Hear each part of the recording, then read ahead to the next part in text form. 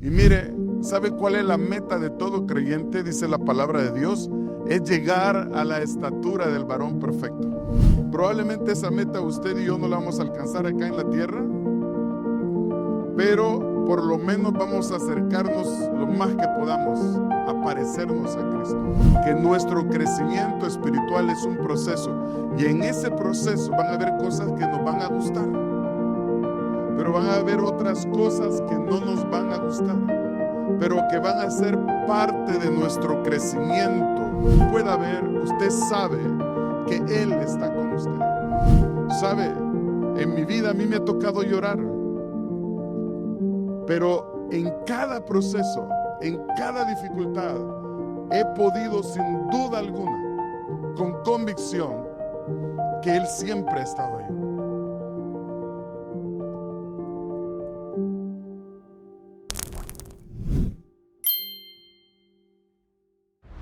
Nacimos de nuevo, pero esa es su verdadera vida. Yo creo que ese va a ser el día de su cumpleaños allá en el cielo, en la eternidad. El día en que usted nació de nuevo, amén. Pero la vida del cristiano, mis hermanos, y yo creo que este mensaje va a venir por todo lo que estamos pasando, algunas familias, pero es un proceso donde desarrollamos nuestras virtudes que Dios nos ha puesto y también desarrollamos ese carácter que Dios nos ha dado. Y cuando hablo de carácter, no hablo de lo que nosotros a veces decimos, esta persona tiene mal carácter, ¿no? Ese es temperamento. El carácter es lo que nos define a nosotros, nuestra fidelidad, nuestra lealtad, la confianza que transmitimos a otras personas, es parte de ese carácter. Y todo ese carácter tiene que ser desarrollado en ese proceso. Es un proceso que comenzó ese día y no va a terminar hasta que el Señor lo llame a uno a su presencia, que es posible, o lo mejor sería, ¿no? Cuando el Señor venga y nos vayamos todos juntos. Y ahí no vamos a tener que despedir a nadie, sino va a ser, dice la Escritura, un abrir y un cerrar de ojos. Y ese proceso del creyente sirve para desarrollar esas virtudes y ese carácter, pero también sirve para manifestar la persona de Cristo a través de nuestra vida. Saben que la mayoría de personas que nosotros evangelizamos o les predicamos acerca de Cristo no se convierten porque el evangelio que les predicamos a veces es muy diferente al evangelio que nosotros vivimos. Y esa es la razón por la que muchas veces a lo mejor la gente no se convierte. Otro porque hay dureza de corazón, eso yo lo entiendo. Otro porque puede ser que no sea el tiempo de Dios para esa persona en ese momento, porque Dios también tiene un tiempo. Pero lo que yo quisiera que usted entendiera es que usted empezó un proceso y entender ese proceso y saber que ese proceso va siendo usted acompañado a través del Espíritu Santo, para que usted crezca, para que usted no se quede como un niño o una niña espiritual. Aunque los niños son bonitos, pero si no llegan a crecer, pues eso no es normal. Lo mismo en la vida espiritual, tiene que haber un crecimiento y es hermoso cuando uno crece. Y es hermoso cuando uno va madurando en Cristo y entendiendo muchas cosas. Eso es tan hermoso saber cómo Cristo, y mire, ¿sabe cuál es la meta de todo creyente? Dice la palabra de Dios, es llegar a la estatura del varón perfecto. Probablemente esa meta usted y yo no la vamos a alcanzar acá en la tierra, pero por lo menos vamos a acercarnos lo más que podamos a parecernos a Cristo, a reflejar a Cristo, a manifestar a Cristo, a que cuando la gente platique con nosotros, ellos sepan que hay algo diferente en nosotros. Ese gozo, esa paz, esa confianza, esa seguridad. Seguridad aún en nuestra personalidad, ¿sabe? Porque nuestra estima está bien definida. Nuestra estima no está siendo definida por nuestro estatus, nuestras carreras, nuestra profesión o por las posesiones que tenemos. No, nuestra identidad está definida en Cristo Jesús. Amén. Así que eso es hermoso. Usted imagínese de repente póngase a ver un árbol. Imagínese un árbol. Yo sé que todos a lo mejor tenemos un árbol en nuestra casa. A mí me está creciendo un árbol en la casa donde no debería de crecer, en la yarda, que lo voy a tener que cortar lamentablemente, pero tengo uno también enfrente, tengo una yarda muy hermosa enfrente también y tengo un árbol muy hermoso que a mí me gusta verlo mucho porque desde donde está el comedor de nosotros puedo ver a través de la ventana y eso me relaja bastante. Pero imagínese un árbol no se identifica por lo rápido que crece. ¿En qué se identifica un árbol? En dos cosas, en lo profundo de sus raíces y en los frutos que lleva. En la calidad de frutos que ese árbol da, usted dice, este es un árbol muy bueno, vale la pena tenerlo aquí en mi casa. O usted dice, no, este árbol mejor hay que cortarlo, lo único que me hace es agarrar espacio. Así que, ¿en qué se caracteriza entonces un creyente? Bueno, el creyente nos caracterizamos en lo profunda de nuestras raíces. ¿A dónde están nuestras convicciones? ¿A dónde está nuestra fe? ¿A dónde está nuestra seguridad? ¿A dónde está nuestra confianza? Bueno, está en Cristo Jesús.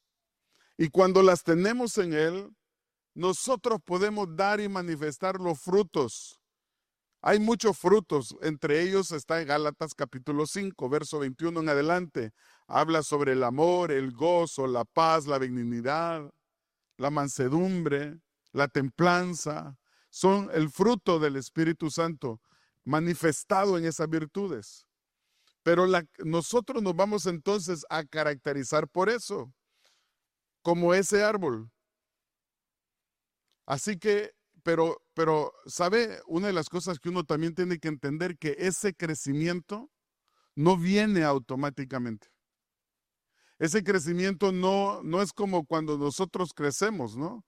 Que uno ni cuenta se da cuando los hijos ya lo sobrepasaron a uno. El crecimiento espiritual es un proceso otra vez. Me gusta esa palabra porque entenderla de veras, entender esa palabra, que nuestro crecimiento espiritual es un proceso y en ese proceso van a haber cosas que nos van a gustar, pero van a haber otras cosas que no nos van a gustar, pero que van a ser parte de nuestro crecimiento. Así que, y mire, pero lo mejor de todo eso es que cuando usted ve para atrás y se da cuenta en la persona que el Espíritu Santo lo ha convertido a usted, usted dice, ah, qué maravilloso soy. Y no solo lo dice usted, la gente lo dice. La gente lo dice. Muchas veces las personas dicen, ¿qué se siente estar con esta persona? Tal vez yo llego decaído, yo llego desanimado, yo llego triste, pero con 10 minutos que yo esté con esa persona, me vuelve los ánimos. Hay un libro que se llama Las personas vitamina. No le estoy haciendo propaganda al libro, ni voy a decir quién lo escribió, pero para no hacer propaganda, pero a veces somos eso, somos personas vitaminas en Cristo, dándoles a otras personas el ánimo, el entusiasmo, ¿no?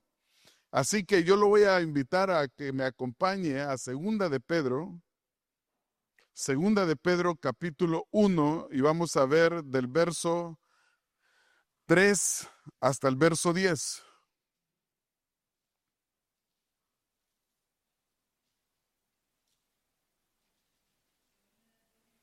Segunda de Pedro, capítulo 1, verso 3 hasta el 10. Vamos a ver ese proceso del creyente, de la vida del creyente, en estas virtudes que el apóstol Pedro, yo sé que a lo mejor muchos la han leído, pero vamos a ver estas virtudes que el apóstol Pedro nos habla, que todo creyente que está madurando en Cristo debe tener. Y vamos a leer primero el verso 3 y el verso 4. Dice, como todas las cosas que pertenecen a la vida y la piedad nos ha sido dada por su divino poder mediante el conocimiento de aquel que nos llamó por su gloria y excelencia, por medio de las cuales nos ha dado preciosos y grandísimas promesas, para que por ellas lleguéis a ser partícipes de la naturaleza divina, habiendo huido de la corrupción que hay en el mundo a causa de la concupiscencia. Pero mire cómo empieza el apóstol Pedro hablando sobre ese maravilloso poder. Dice, como las cosas que pertenecen a la vida y a la piedad nos han sido dadas. ¿Por quién? Por su divino poder. Por su divino poder es que usted obtiene todas esas promesas a través de Jesucristo. ¿Sabe? Las promesas que nosotros tenemos en Cristo no son promesas que nosotros tenemos que batallar para tenerlas, que tratar de agradar a Dios para tenerlas, sino que ya las tenemos a través de Cristo. Pero también nosotros tenemos que alcanzarlas, saber que las tenemos. Pero esas promesas, dice la palabra, que nos han sido dadas por su poder. Por su poder. En Juan 15:5 me gusta mucho ese versículo porque el Señor Jesús dice, miren, yo soy la vid, ustedes son los pámpanos, pero lejos de mí, nada ustedes pueden hacer. Pero a mí me gustaría que Juan lo hubiera escrito de otra manera. Yo soy la vid y ustedes los pámpanos, y cerca de mí, ustedes pueden hacer todo. Amén, porque eso es lo que está diciendo el texto. ¿Sabe? Yo le he dicho a muchas personas esto y me lo he dicho a mí mismo porque el Señor me lo ha dicho a mí también. No tenemos que aceptar las cosas tal y como nos vienen en la vida. En la vida te van a venir muchas cosas, muchas pruebas, muchas necesidades, muchas tribulaciones, pero uno no tiene que aceptarlas como un designio de Dios. Muchas veces Dios las permite para que nosotros nos remontemos en nuestra fe, en nuestra convicción, que nos agarremos de la esperanza en Cristo Jesús y digamos, yo puedo transformar esta circunstancia en una bendición. Puedo transformar esta prueba en victoria. Puedo transformar esta escasez en abundancia. No voy a decir, oh, tengo escasez, así me voy a quedar y voy a aceptar la escasez. Tengo una enfermedad, así me voy a quedar y que venga la enfermedad. No, yo me voy a levantar contra la enfermedad, me voy a levantar contra la escasez. Yo le voy a decir, tú no tienes arte ni parte acá. Tú no tienes arte ni parte porque mi Cristo llevó todas mis enfermedades a la cruz del Calvario. Usted no tiene por qué aceptar esas cosas. Usted tiene que levantarse como un gigante de la fe. Sí, levántese como ese gigante de la fe. Mire, Goliat creía que era más fuerte que David, pero David sabía que era más fuerte que Goliat por una sola razón. En lo físico, Goliat le aventajaba en todo al chaparro de David. ¿Sí? En todo le aventajaba, en experiencia, en habilidades, en todo. Pero él sabía que él estaba luchando sus batallas en el nombre de Jehová de los ejércitos. Y eso es lo que nos hace a nosotros derribar gigantes. ¿Cuántos asesinos de gigantes hay acá? ¿Cuántos asesinos de gigantes? Todos ustedes llevan al mismo que llevaba David adentro, al Espíritu Santo. Al Espíritu Santo, ¿sabe? David no ganó la victoria por sí solo, la ganó a través del Espíritu Santo. Esa piedra no era cualquier piedra, esa piedra no la tiró David, la tiró el Espíritu Santo a través de David. Así que mis amados, todo lo podemos, todo. Me encanta cuando el apóstol Pablo en Filipenses 4:13 dice, todo yo lo puedo en Cristo, que es mi fortaleza. Mire, el apóstol Pablo, él no aceptaba la derrota. Él no aceptaba las circunstancias que le venían. Él sabía que Dios estaba plenamente controlando su vida. Así que el apóstol Pedro empieza diciendo que es por el poder divino que somos capacitados a correr esa carrera que tenemos por delante como hijos de Dios. Ese peregrinar como cristianos. Pero sabe, no hay cosa más hermosa que usted, aunque no lo pueda ver, usted sabe que Él está con usted. ¿Sabe? En mi vida a mí me ha tocado llorar, pero en cada proceso, en cada dificultad, he podido sin duda alguna, con convicción, que Él siempre ha estado ahí. Yo le digo a mis hijos, y se lo digo a todo el mundo, a mí nadie me puede convencer de lo contrario de creer en Dios, por dos razones. Una, porque Dios me ha revelado su palabra y su palabra ha entrado a mi corazón. Definitivamente está ahí. Y dos, porque no solo conozco a Dios a través de su palabra, sino que conozco a Dios por la vivencia que tengo con Él. Que eso también tiene poder. Eso tiene poder, saber de que yo sí lo he podido sentir, sí he podido palparlo, sí he podido ver casi tangiblemente momentos en que Él se ha hecho casi visible. Y yo sé que usted, si le doy el privilegio de pasar adelante, dar testimonio, también tiene el suyo. Amén. Yo sé que usted lo tiene. Amén. Por eso es que es hermoso saber que nosotros estamos pegados a Cristo y que tenemos poder como Pablo lo manifestó. Todo lo puedo. Ese todo es poder. Ese todo es poder. Ese todo, ¿lo entiende? Es poder. No cualquier cosa, es todo. Todo. Y es hermoso, mire, así como el cuerpo necesita, un miembro del cuerpo necesita estar pegado al cuerpo, así usted necesita estar pegado a Cristo. Así necesitamos estar agarrados de Cristo Jesús. No hay cosa más hermosa, no hay persona con que mejor la pase bien que con el Señor Jesucristo. Amén. Vamos pues, así que vamos al verso 5. Dice el apóstol Pedro, vosotros también poniendo toda diligencia, por esto mismo añadid a vuestra fe virtud y a la virtud conocimiento. Mire, Pablo dice que también nosotros, a pesar de que sabemos que el poder de Dios nos ha escogido, sabiendo que el poder de Dios nos lo ha dado y somos salvos en Cristo sin haber hecho nada, fue por gracia, dice la palabra, y no por obras, sino por gracia a través de la fe para que nadie se glorifique.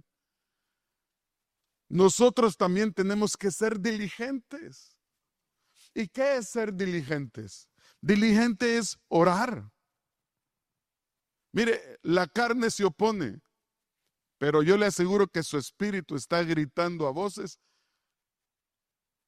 ponte a orar que necesito de la presencia de Dios.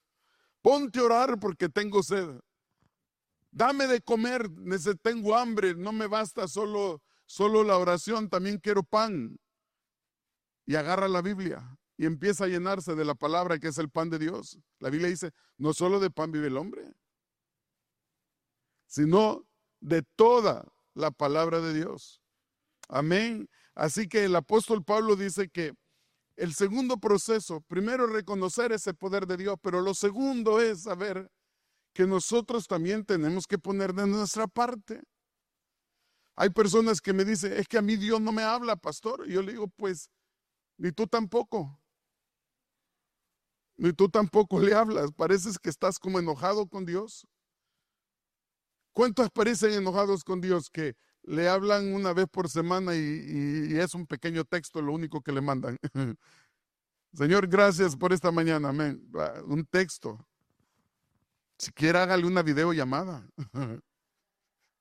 Claro, claro, use la tecnología. Use la tecnología, mis hermanos. Mire, la vida te cambia cuando estás confiando en Dios. La vida te cambia cuando estás confiando en Dios, cuando dependes de Dios. Así que Pablo dice, pongan toda diligencia. El crecimiento espiritual requiere de su parte también. Requiere de su parte. El apóstol Pablo pudo decir en 1 Corintios 15:10, por la gracia de Dios soy lo que soy. Por la gracia de Dios soy lo que soy. Y dice y sé que no he sido yo, sino ha sido Dios en mí. Ha sido Dios en mí. Y esa gracia se ha manifestado, dice Pablo en 1 Corintios 15:10, y que no ha sido en vano, porque he trabajado, dice, aún más que todos los otros apóstoles. Mira, fíjese que este principio de la Biblia es maravilloso. Si usted da, recibe. Si usted no da, no recibe. ¿Saben que hasta en la naturaleza lo ve? ¿Por qué los ríos en su mayoría no se secan? Porque dan agua al mar y del mar regresa a los ríos. No sé cómo, no me pregunte el proceso, por qué los ríos también no son salados, son de agua dulce, pero, pero circulan y todos los ríos van a parar al mar. Y luego yo creo que los ríos no son salados porque la lluvia los vuelve otra vez a abastecer. El punto es, si uno no da, no recibe. En otras palabras, usted quiere más del Espíritu Santo, quiere más de la palabra de Dios, revelación, pues déla, ministre a otros, ore por otros, predíquele a otros, confiésele, dé testimonio a otros de lo que Cristo ha hecho en su vida. Y va a ver cómo la gracia de Dios no solo abundó en Pablo, sino abunda también en nosotros. La mejor manera, mire, yo se lo digo a mi esposa, la mejor manera de quitarse la tristeza es consolar a otros. La mejor manera de quitarse la depresión es ayudar a otros. Yo he conocido testimonio de personas que aún estando en una cama de hospital han evangelizado a otras personas. Una vez esta historia se la oí a un pastor, no es mía ni es mi experiencia, pero no sé si le he contado de acá ya anteriormente, pero habían dos personas en un cuarto de hospital. Y una estaba a la orilla de la ventana y la otra al lado de la pared. Y la que estaba a la orilla de la ventana le contaba cosas al que estaba al lado de la pared y le decía, oh, veo una pareja muy hermosa que va caminando, veo una persona que va paseando a su perrito, veo dos niños jugando. Y así le contaba día tras día, historia tras historia. Y la otra persona se sentía mal, se sentía envidiosa. Y decía, ¿por qué este tuvo la suerte de estar al lado de la ventana? ¿Y por qué no me tocó a mí? Un día esta persona muere, el que está al lado de la ventana. Entonces cuando ya están sacando el cadáver de la persona y todo, le dice a la enfermera, mira, ya que la otra persona murió, antes de que alguien más ponga en esa cama, ¿por qué no me ponen a mí? Y cuando lo pasaron, él trató de empujarse para ver a través de la ventana y lo único que miró fue una gran pared. No había parque, no había perritos, no había nada. Lo que hacía esta persona era tratar de hacerle la vida mejor al que estaba a la par. Pero le aseguro que también él se la hacía mejor cuando le contaba las historias a esa otra persona que no podía ver tras la ventana. A veces nos toca hacer cosas que no entendemos, pero Dios nos los pone como instrumento para bendecir a otros, aun cuando nosotros mismos estamos pasando el proceso. Amén. Cuando a veces nosotros mismos, pero sabe, en todo eso, Pablo le dijo a Timoteo en Primera de Timoteo, capítulo 2, verso 1. Déjeme corroborar si es primero o segunda de Timoteo.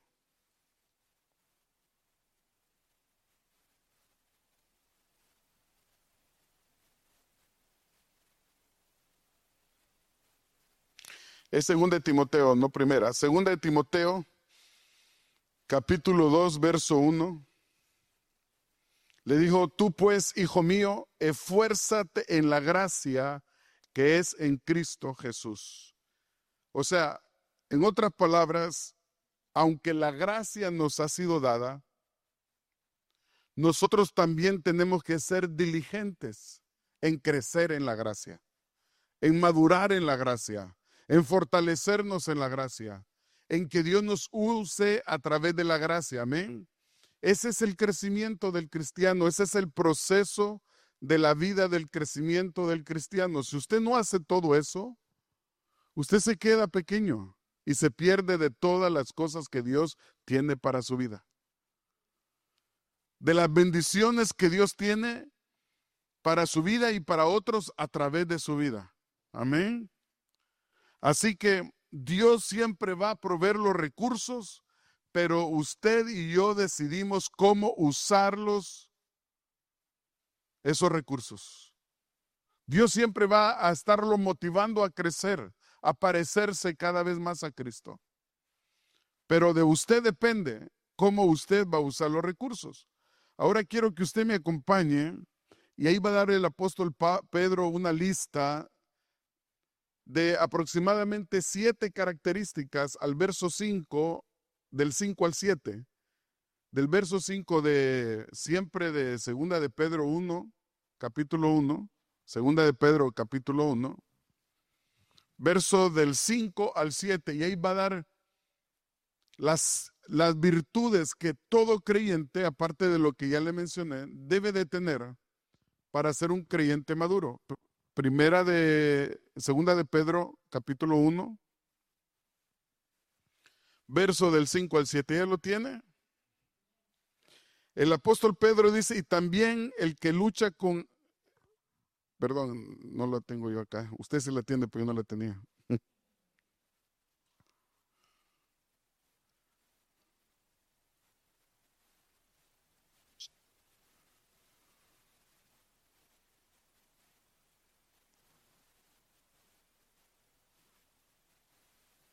Segunda de Pedro 5 le dije, ¿no? No, segunda de Pedro. Segunda de Pedro 1:5. Vosotros también, dice, poniendo toda diligencia, por esto mismo, mire, aquí le va a empezar a dar la lista el apóstol Pedro, dice, añadid a vuestra fe virtud. Lo primero que Pedro está hablando es sobre la fe. La fe es la base de todo creyente. La Biblia dice en Hebreos capítulo 11, verso 6, sin fe es imposible agradar a Dios. Sin fe usted no puede relacionarse con Dios. Mire qué delicado eso, ¿no? Dios no puede realmente sentirse agradado de nosotros cuando nosotros no confiamos plenamente en que Él está en control de todo, en que Él es quien nos tiene en su mano y el cuidado de nuestra vida y todo lo que nos pasa y aquellas cosas buenas o aquellas que nosotros le llamamos malas, pero que muchas veces son el canal de las bendiciones que Dios está usando. Él está en control de todo eso. Pero la base de todo, dice el apóstol Pedro, es la fe. Luego dice que a esa fe usted le añada, ¿qué dice? Que le añada virtud. ¿Y qué es la virtud? La virtud nos habla de la excelencia moral. La virtud nos habla de integridad. Nos habla de ser nosotros personas honestas, personas de buen testimonio, personas que otras personas, valga la redundancia, puedan decir, a mí me gustaría ser cristiano porque a mí me gustaría ser como esa persona. Qué hermoso, ¿no? Entonces dice que a la fe usted le añada esa virtud, que le añade esa virtud. Y a la virtud dice que le añada conocimiento. Y ese conocimiento nos habla de discernimiento.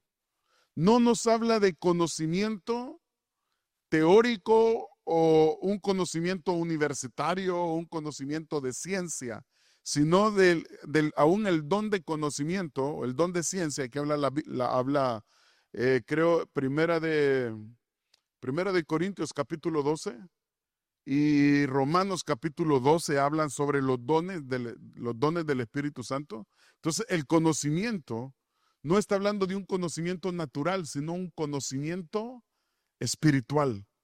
Una revelación. Si usted tiene fe, luego tiene virtud, luego a eso usted le añade el conocimiento obvio de la palabra, pero el conocimiento que viene por revelación del Espíritu Santo. Y dice, y dominio propio. Dominio propio. El apóstol Pablo le dijo a Timoteo, en segunda de Timoteo, capítulo 1, verso 7, le dijo, porque no se nos ha dado un espíritu de cobardía, sino de amor, autoridad y dominio propio.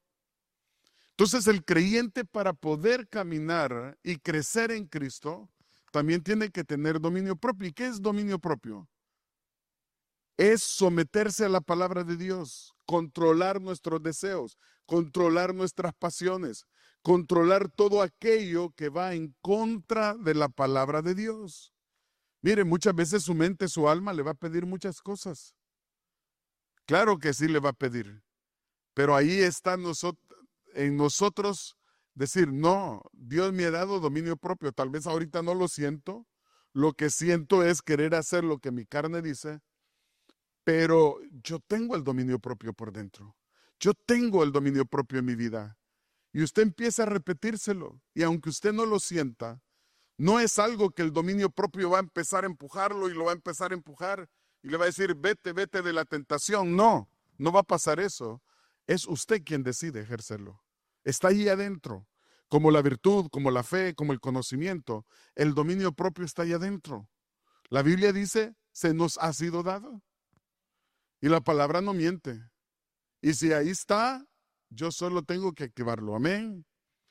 Otra de las cosas que dice la Escritura acá en este versículo del 5 al 7 es que también se nos ha dado la virtud de la paciencia.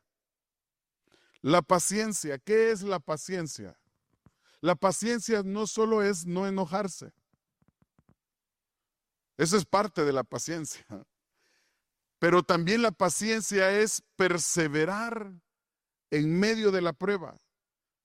Perseverar en medio de las circunstancias difíciles. Es esperar y confiar en que Dios sabe mi problema y Él me va a dar la solución a mi problema.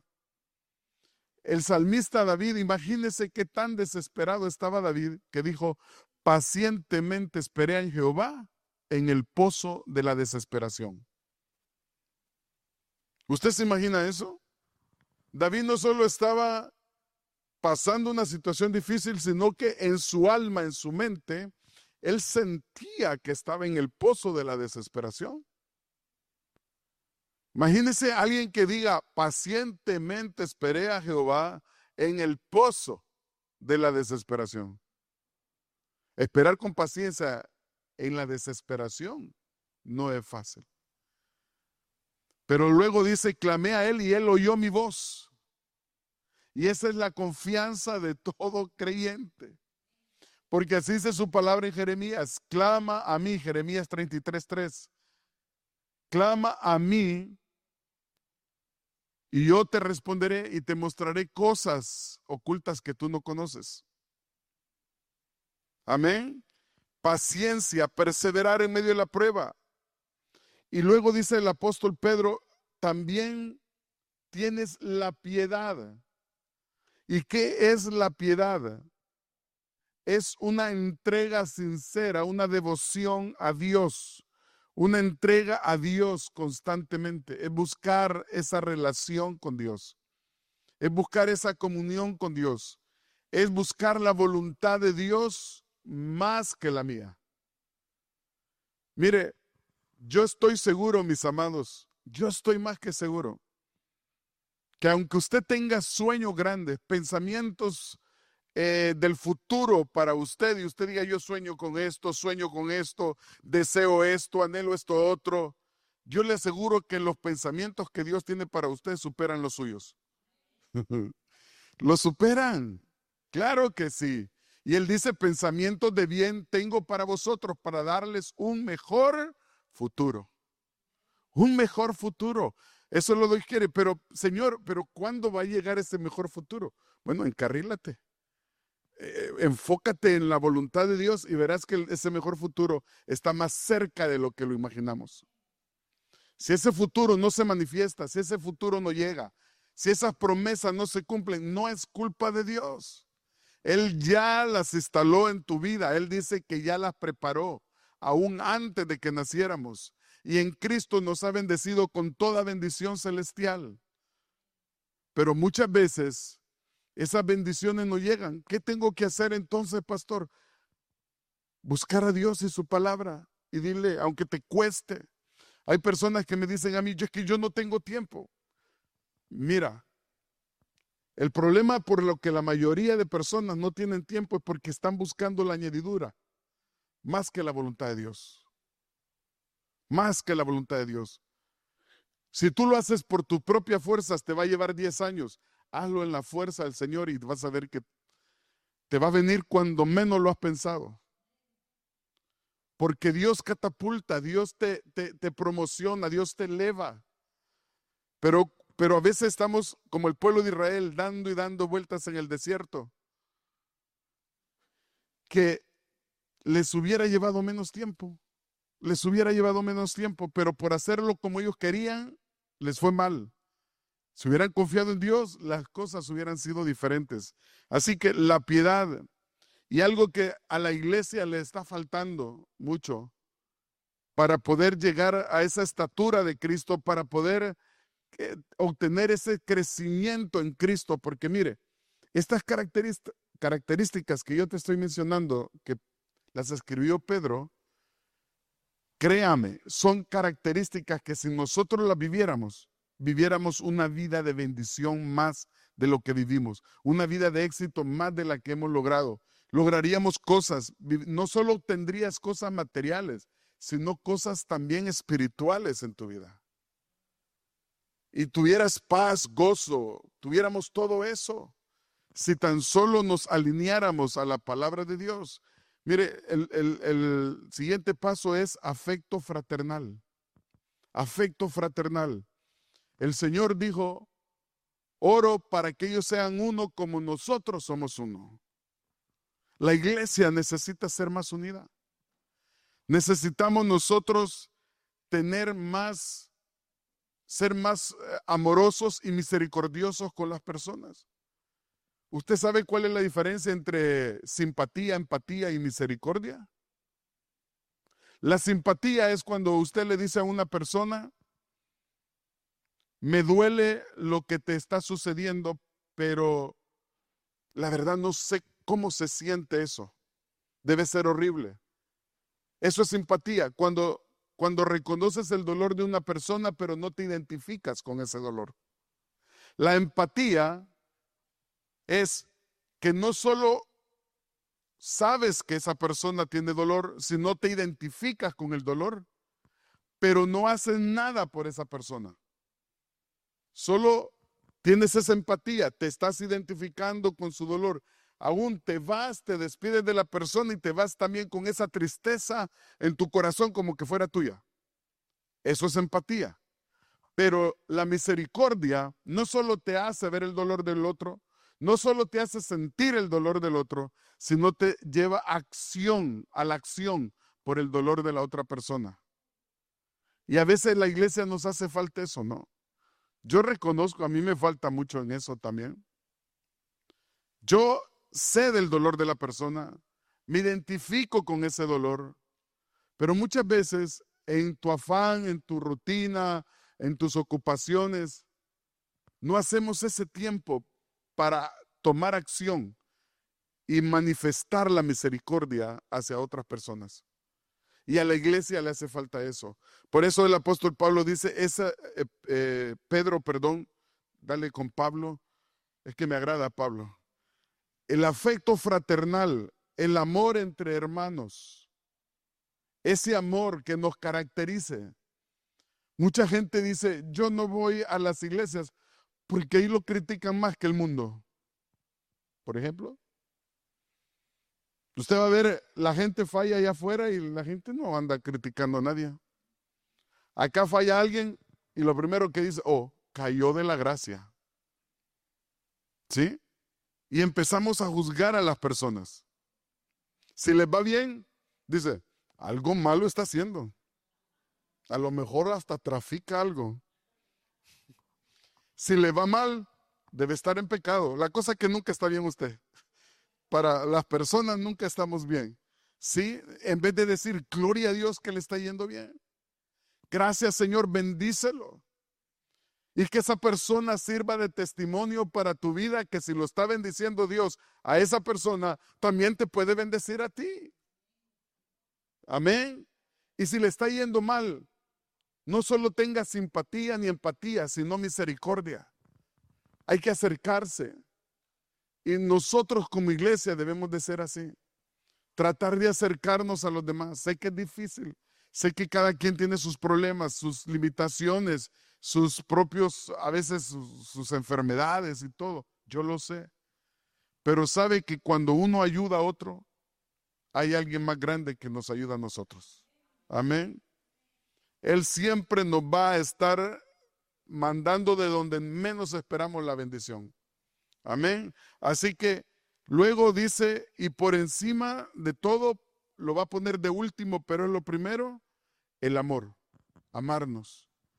Y qué mejor versículo que 1 Corintios 13 nos dice Pablo, si yo tuviera amor, si Dios no tuviera amor, de nada sirve el conocimiento, de nada sirve la ciencia, de nada sirve nada. Aún puedo dar mi cuerpo, dice, puedo dar todo lo que soy, todo lo que tengo, perdón, y aún mi cuerpo para ser quemado por alguien más. Pero si no tengo amor, de nada me sirve. Así que estas virtudes, mire, están bien fácil de encontrarlas. Solo tiene que leer Segunda de Pedro, capítulo 1, verso 3 al 10, y no se le van a olvidar.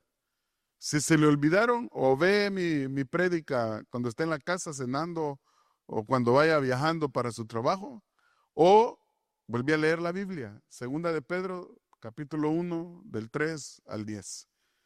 Pero estas virtudes, mis amados, ya para terminar, escuche, son el peldaño de la escalera hacia la madurez. Es el peldaño de la escalera hacia el éxito, pero no el éxito solo material, sino al éxito pleno. Yo eso lo he repetido ya varias veces. Tener éxito espiritual, ¿qué más? Ayúdeme. ¿O ya se le olvidó? Espiritual, emocional, material y físico.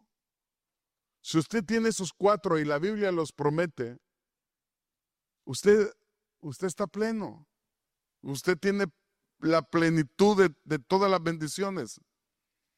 Así que ese crecimiento viene cuando nosotros también somos diligentes. Usted ya tiene el poder de Dios, ya tiene el poder de Dios en su vida, ya tiene el favor de Dios a través de Cristo. Ahora lo que tenemos que hacer es, como dijo el apóstol Pedro, ser diligentes. Y todas esas cosas, le aseguro que nos harán mejores personas, más exitosas, más gozosas, más alegres, más bendecidas, y seremos canal de bendición para otros. No solo algo para mí, para mí, para mí. No, de todo eso nosotros seremos ese flujo, ese canal de Dios para alcanzar a otras personas. Y qué hermoso es que se te acerque un día alguien que de repente te lo hayas encontrado después de un par de meses o años y te diga, usted, Dios la usó o la usó para cambiar mi vida. Qué hermoso eso, ¿no? Qué hermoso que haya alguien que a lo mejor un día cuando nos muramos nos recuerden y digan, esa persona cambió mucho en mi vida, o cambió mi vida, o Dios la usó para esto, o Dios la usó para aquello. Qué hermoso, eso sí que son coronas para todo creyente. Amén. Cierre sus ojos un momento. Padre, te doy gracias por tu palabra nuevamente. Gracias, Señor. Gracias, Señor.